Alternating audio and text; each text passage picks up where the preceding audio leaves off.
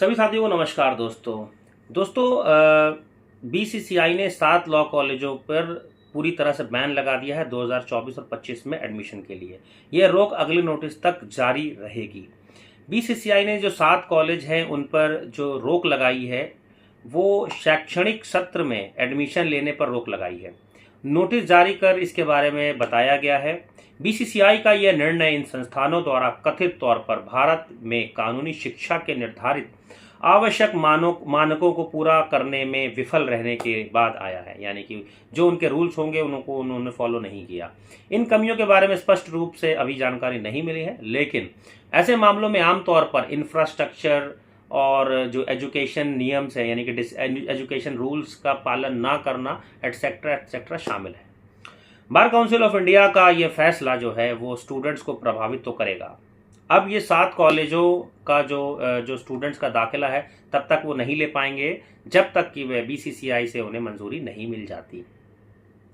BCCI का ये फैसला वर्तमान और भावी छात्रों को तो प्रभावित करेगा ही, साथ साथ उनका उस पर बुरा असर हो सकता है, क्योंकि जो वर्तमान में इन कॉलेजों में दाखिल हो चुके हैं ऑलरेडी उनके लिए क्या, और ऐसे छात्र अधिक जानकारी के लिए जो है वो कॉलेज प्रशासन से संपर्क करें।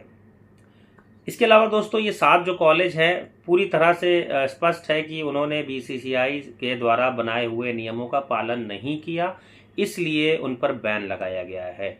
मगर ये कंफर्म नहीं है कि ये ज़रूरी नहीं है कि वो अगर अभी अभी लॉ नहीं करवा सकते तो आने वाले टाइम में भी वो लॉ नहीं करवाएंगे, क्योंकि वो कभी भी बीसीसीआई जो है वो उसको रिन्यू कर सकता है। हाल फिलहाल 2024 और 25 के जो एडमिशन्स हैं उनके लिए ये थोड़ा सा मुश्किल भरा सफ़र है।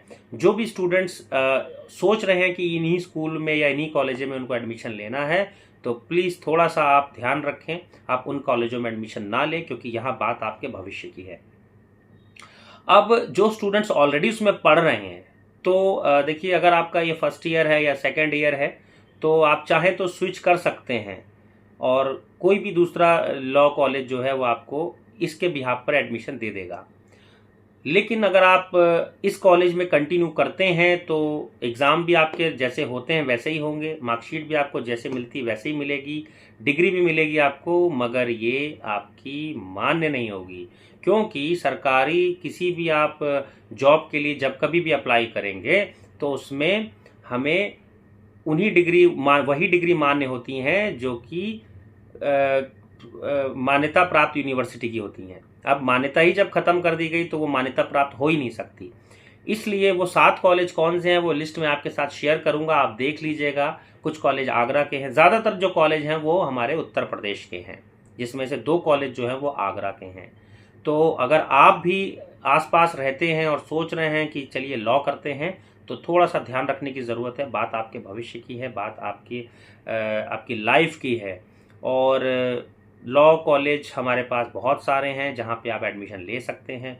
अब सवाल ये उठता है कि अगर आप वहाँ से पास आउट कर चुके हैं ऑलरेडी, मान लीजिए कि आपने 2023 में या 24 में पास आउट 2022 में पास आउट कर लिया इसी लिस्ट के कॉलेज में से, तो क्या आपकी डिग्री मान्य रहेगी? जी हाँ, आपकी डिग्री मान्य रहेगी, क्योंकि ये जो नोटिफिकेशन आया है ये सिर्फ 2024 और 25 के एडमिशन्स के लिए आया है।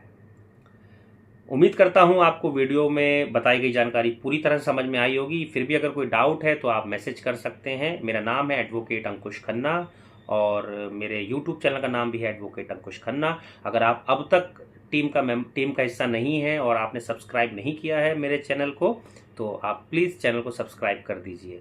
इस चैनल को बनाने का मकसद आप तक इन्फॉर्मेशन पहुँचाना है और अपनी पॉपुलैरिटी को बढ़ाना नहीं, मगर आपको अपनी टीम का एक हिस्सा बनाना है, क्योंकि अगर हमारी एक टीम रहेगी और हम टीम वर्क की तरह काम करेंगे तो यकीन मानिए आप हमेशा सक्सेस रहेंगे।